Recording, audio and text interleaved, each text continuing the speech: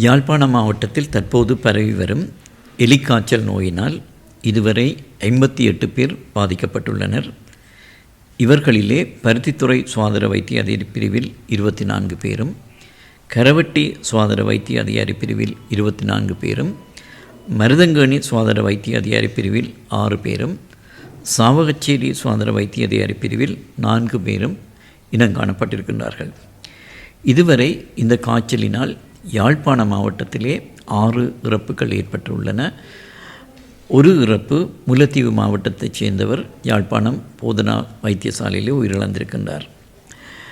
இந்த நோயாளர்களிடமிருந்து இந்த காய்ச்சல் எந்த வகையானது என்பதை உறுதிப்படுத்துவதற்காக பெறப்பட்ட குருதி மாதிரிகளை நாங்கள் கொழும்பு மருத்துவ ஆராய்ச்சி நிறுவனத்துக்கு அனுப்பியிருந்தோம். அவர்களிலே 3 பேருக்கு இந்த எலிக்காய்ச்சல் இருப்பதாக உறுதிப்படுத்தப்பட்டிருக்கின்றது.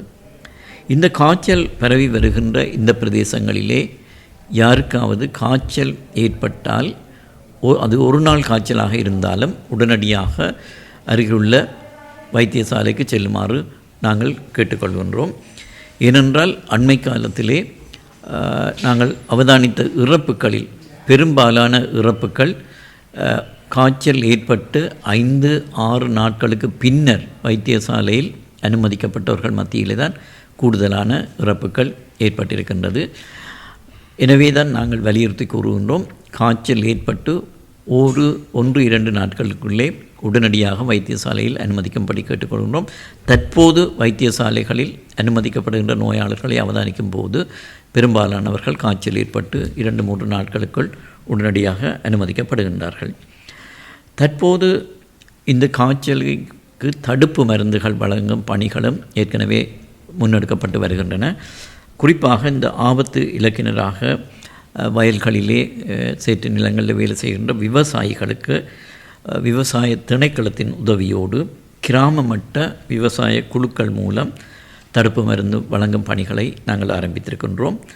அதே போன்று கடல் நீர் ஏரிகளிலே மீன்பிடி தொழிலிலே ஈடுபடுபவர்களுக்கும் இந்த தடுப்பு மருந்து வழங்கப்படுகின்றது. இதனை விட துப்புரவு பணிகளிலே ஈடுபடுகின்ற குறிப்பாக உள்ளூராட்சி மன்றங்களைச் சேர்ந்த துப்புரவு பணியாளர்களுக்கும் இந்த தடுப்பு மருந்துகளை தற்போது நாங்கள் வழங்கி வருகின்றோம். இந்த பரம்பலை ஆய்வு செய்து நமக்கு அதை கட்டுப்படுத்துவதற்கான ஆலோசனைகளை வழங்குவதற்காக மத்திய சுகாதார அமைச்சின் தொற்றுநோய் தடுப்பு பிரிவிலிருந்து விசேட வைத்திய நிபுணர் குழு ஒன்று நேற்று யாழ்ப்பாண மாவட்டத்திற்கு வருகை தந்திருந்தது. அவர்கள் யாழ்ப்பாணம் போதனா வைத்தியசாலைக்கும் பருத்தித்துறை ஆதார வைத்தியசாலைக்கும் பருத்தித்துறை கரவட்டி சுகாதார வைத்திய அதிகாரிகள் பணிமனைக்கும் சென்று தங்களுடைய ஆய்வுகளை மேற்கொண்டிருந்தார்கள். மேலும் அவர்கள் சில பிரதேசங்கள் குறிப்பாக பாதிக்கப்பட்ட நோயாளர்கள் இனங்காணப்பட்ட சில பிரதேசங்களுக்கும் நேரடி கள விஜயங்களை மேற்கொண்டிருந்தார்கள்.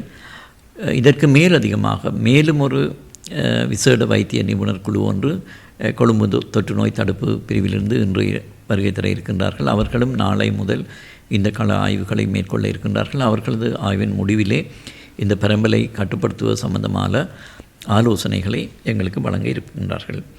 மேலும் இந்த எலிக்காய்ச்சல் நோயை சிகிச்சை வழங்குவதற்கும் அதுக்கான தடுப்பு மருந்தாக பாவிக்கின்ற மருந்துகள் எங்களுக்கு தேசிய மருந்து வழங்கல் பிரிவினாலே வழங்கப்பட்டிருந்தது. இன்று காலை அவை எங்களுக்கு கிடைத்தன. யாழ்ப்பாண மாவட்டத்தில் உள்ள சகல சுகாதார வைத்திய அதிகாரி பணிமனைகளுக்கும் இந்த நோய் தீவிரமாக பரவி வருகின்ற பிரதேசங்களிலே இருக்கின்ற வைத்தியசாலைகளுக்கும் இன்று அவை விநியோகிக்கப்பட்டுள்ளன. ஏற்கனவே 7 பேர் இறந்துள்ள நிலையில் 7 பேருக்கும் எலிக்காய்ச்சல் ஏற்பட்டது உறுதி செய்யப்பட்டிருக்கிறது. 3 பேருக்கு உறுதி செய்யப்பட்டிருக்கின்றது. இறந்தவர்களில் 3 பேருக்கு உறுதிப்படுத்தப்பட்டுள்ளது. தற்பொழுது சிகிச்சையில் இருக்கின்றவர்களுக்கு எலிக்காய்ச்சல் சம்பந்தமான ஏதாவது இது எலிக்காய்ச்சல் என்று உறுதிப்படுத்தப்பட்டிருக்காங்க. சிலருக்கு நாங்கள் பரிசோதனை மாதிரிகளை அனுப்பியிருக்கின்றோம். அதுக்கான முடிவுகளை எதிர்பார்த்திருக்கின்றோம். இந்த நோயிலிருந்து தற்பாதுகாத்துக் கொள்ள எவ்வாறான நடவடிக்கைகளை மக்கள் முன்னெடுக்க வேண்டும் என்று கூறுங்கள். முதலாவதாக நாங்கள் குறிப்பிட்டிருந்தோம், இந்த காலப்பகுதியிலே வெள்ள நீரிலே பழகுவதை இயலுமானவரை தவிர்த்து கொள்ள வேண்டும். அசுத்தமான நீரிலே நிரம்பியிருக்கின்ற குளங்களிலே குளிப்பதை தவிர்த்து கொள்ள வேண்டும். விவசாயிகள் இந்த சேற்று நிலங்களிலே அல்லது சதுப்பு நிலங்களிலே வயல்களிலே வேலை செய்பவர்கள் தங்களுக்கு பாதுகாப்பு, தங்களுடைய கால்களுக்கு பாதுகாப்பு அங்கிகளை அணிந்து கொள்வது பொருத்தமானதாக இருக்கும். மேலும் கால்களிலே காயங்கள் அல்லது புண்கள் இருப்பவர்கள் சேற்றிலே அல்லது இந்த சதுப்பு நிலங்களிலே வயல்களிலே வேலை செய்வதை தவிர்த்து கொள்ள வேண்டும். மேலும் நாங்கள் குறிப்பிட்டோம், அதாவது சில சந்தர்ப்பங்களில் இந்த அசுத்தமான கிருமிகள் கொண்ட நீரை பருகுவதன் மூலமும் இந்த நோய் ஏற்படலாம். எனவே இந்த காலப்பகுதியிலே கொதித்து ஆறிய நீரை பருகுமாறு கேட்டுக்கொள்கின்றோம். கிணறுகளை, இந்த வெள்ள நீரினாலே அசுத்தமான கிணறுகளை இறைத்து அவற்றிற்கு குளோரின் கிரமமாக இடுமாறு கேட்டுக்கொள்கின்றோம். இதற்கு மேலதிகமாக இதற்கென தடுப்பு மருந்துகள் இருக்கின்றன. டாக்ஸிசைக்ளின் என்ற ஒரு மருந்தை நாங்கள் தடுப்பு மருந்தாக பாவிக்கின்றோம். அதை வாரத்திற்கு ஒரு முறை உட்கொள்ள வேண்டும். இந்த ஆபத்து இலக்கினர், ஹை ரிஸ்க் குரூப் என்று சொல்லப்படுகின்றவர்கள், எங்களுடைய இந்த வயல்கள், சேற்று நிலங்கள், சதுர்ப்பு நிலங்கள், வடிகால்களிலே வேலை செய்பவர்கள், குறிப்பாக விவசாயிகள், கடல் நீர் ஏரிகளிலே மீன்பிடி தொழிலில் ஈடுபடுபவர்கள், துப்புரவு பணியாளர்கள், இவர்கள் கட்டாயமாக இந்த தடுப்பு மருந்தை வாரத்திற்கு ஒரு முறை பெற்றுக்கொள்ள முடியும். அவர்களுக்கு அருகாமையில் உள்ள சுகாதார வைத்திய அதிகாரி பணிமனைகளிலே சென்று அதனை பெற்றுக்கொள்ளலாம். குறிப்பாக இந்த நோய் தொற்றுக்குள்ளாகிய குடும்ப அங்கத்தவர்கள் எவ்வாறான நடைமுறைகளை பின்பற்ற வேண்டும்?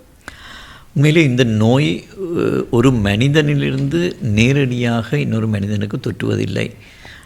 ஒரு சுவாச மூலமாகவோ அல்லது நுழம்பு கடி மூலமாகவோ நேரடியாக ஒரு மனிதனிலிருந்து ஒரு மனிதனுக்கு இது தொற்றுவதில்லை. எனவே அதற்கு பயப்பட தேவையில்லை. ஒருவருக்கு நோய் தொற்று ஏற்பட்டால் அவர்களிருந்து இன்னொரு அந்த குடும்பத்தில் உள்ளவர்களுக்கு தொற்றும் என அதுக்கான வாய்ப்புகள் இல்லை. குறிப்பாக இப்பொழுது பாடசாலை ஓய்வு காலம் என்றபடியால் பெரும்பாலான மாணவர்கள் கிரிக்கெட், ஃபுட்பால் போன்ற விளையாட்டுக்களை மைதானங்களில் விளையாடுகிறார்கள். இந்த காலப்பகுதியிலே மழை வீழ்ச்சியும் இடம் காணப்படுவதனால் அந்த மாணவர்கள் விளையாடக்கூடிய சூழல் இருக்குமா அல்லது எவ்வாறான அறிவுரைகள் அவர்களுக்கு? அதாவது இந்த நோயானது அசுத்தமான நீர், வெள்ள நீர் அல்லது சிறு வயல்களில் இருக்கின்ற அந்த நீர் மூலமாகத்தான் பெறுவோம். ஒரு சாதாரணமான விளையாட்டு மைதானத்திலே தண்ணீர் இல்லை என்றால் அதிலே அவர்கள் விளையாடுவதில் எந்த பிரச்சனையும் இல்லை. குறிப்பாக இந்த பிள்ளைகள் விடுமுறை காலம், பாடசாலை விடுமுறை காலம், அசுத்தமான வெள்ள நீரிலே பிள்ளைகள் விளையாடுவதை தவிர்த்து கொள்ள வேண்டும்.